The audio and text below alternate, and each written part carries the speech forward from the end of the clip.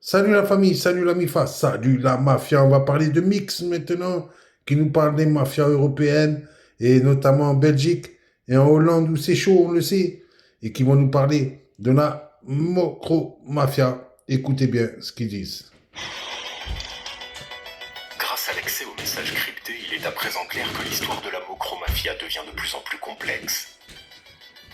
Ce qui était connu jusqu'à présent n'est que la partie visible de l'iceberg, et le grand public en découvre tous les jours un peu plus. La liste des protagonistes ne cesse d'augmenter, et les cartes sont rebattues en permanence, en vue de la prise de contrôle de la pègre aux Pays-Bas et en Europe.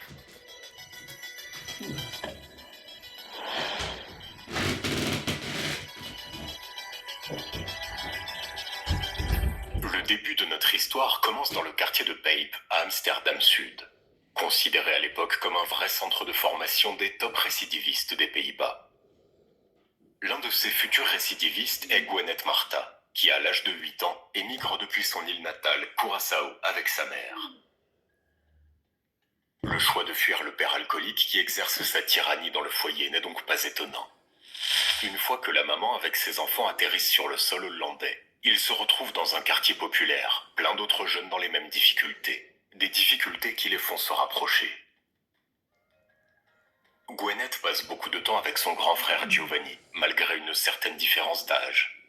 Toutefois, dans le quartier, ils sont pris pour des jumeaux, et l'excellent talent en foot fait se démarquer Gwenet.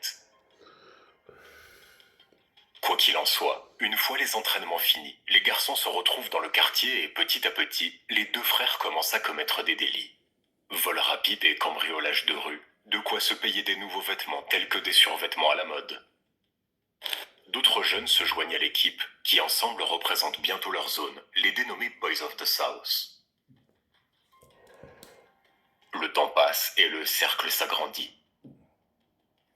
Vient ensuite le basculement complet de la vie de Gwenet, qui vient à peine d'avoir ses 18 ans.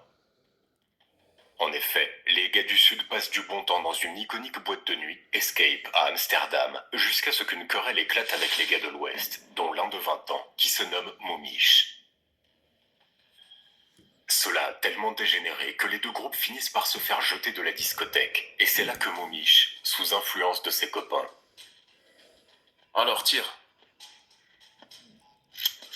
Il appuie sur la détente, touchant entre autres Giovanni, qui succombe à ses blessures dans les bras de son inséparable petit frère, Gwenet. C'est un moment qui bouleverse complètement la vie de Gwen, qui inévitablement choisit la voie de gangster. Momiche, qui se fait arrêter peu de temps après, est condamné à 8 ans de prison. Et lorsqu'il se retrouve dans le centre pénitentiaire, il est face à la réalité des rumeurs sur les gars du Sud. Sur les murs de toutes les cellules est écrit « Momie mort ». Les noms des autres membres du gang de l'Ouest sont également inscrits. Gwenet s'enfonce de plus en plus dans le crime, en gardant toujours en arrière-pensée une vengeance potentielle. Il est clair qu'à l'époque, les braquages sont laissés à des petits joueurs, alors que l'équipe de Gwenet s'implique maintenant dans le commerce d'ecstasy. Le fait que la police traque les grands noms de la scène criminelle facilite la montée de Gwenet, qui se développe de plus en plus. L'une des figures importantes de ce qui peut être appelé maintenant Groupe Marta est bien Najeb Beau, à la fois bras droit de Gwen, mais aussi son meilleur ami, qu'il considère comme étant son propre frère. Il n'y a donc plus de temps pour traîner dans les rues, les affaires se font plus discrètes.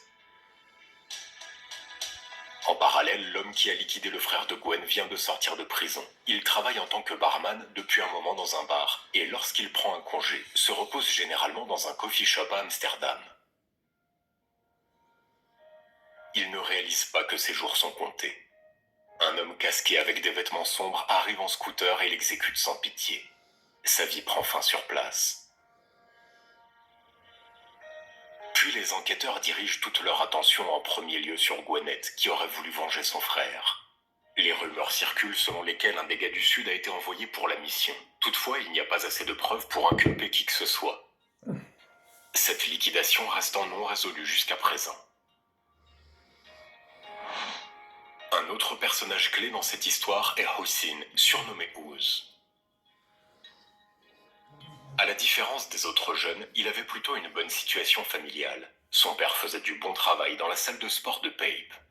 Oz et Gwen étaient des passionnés de futsal. Ils ont joué dans la même équipe, en coéquipier, et s'entendaient très bien.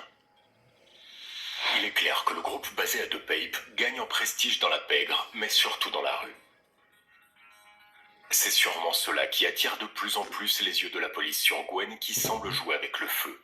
Il profite de son caractère pointilleux à son avantage. Cela lui permet de rester libre pendant longtemps, car il est acquitté pour la plupart des charges. Mais il exhibe un peu trop ses biens. Sur le papier, nous ne trouvons rien des possessions de l'homme qui roule dans des voitures chères, en portant des montres de luxe au poignet, et donc tout cela renforce l'hypothèse de la police qu'il s'agit d'un criminel professionnel. Le verdict de 7 ans d'emprisonnement tombe en 2008 pour divers faits de criminalité. Une fois arrivé dans le centre de détention de Zuiderbos, il ne lui faut pas beaucoup de temps pour créer un plan d'évasion. Après à peine un mois écoulé, Gwen escalade un mur à une échelle de corde et s'enfuit dans une camionnette à l'aide de 2 de ses soldats.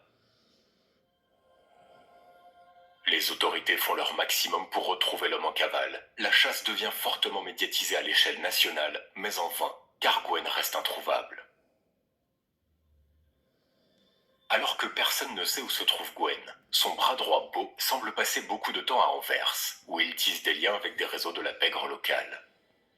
L'un de ces groupes est surnommé les Tortues, dont les principaux rôles appartiennent à Hakim LY, Nasser Dinté et Seydef. Ce choix stratégique a du sens. En effet, Gwenet, qui réalise qu'il devient de plus en plus difficile d'importer de la drogue à Rotterdam, saisit l'opportunité en déplaçant le centre logistique vers le port d'Anvers en Belgique, où la sécurité est moins importante.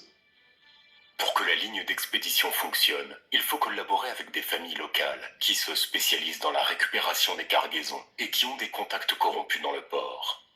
Dans cette situation, les Tortues ont une position idéale. Voilà, la famille Mix, c'est donc une chaîne YouTube. C'est vrai que je regarde souvent la Macro Mafia, donc en Hollande, bon, qui existe aussi, on le sait, en Belgique. Donc voilà, vous pouvez vous y abonner. C'est une chaîne que je suis. À vous de dire qu'est-ce que vous en pensez en commentaire. Mais à l'image d'El Medino, on apprend des détails qu'on n'apprend pas du tout à la télévision.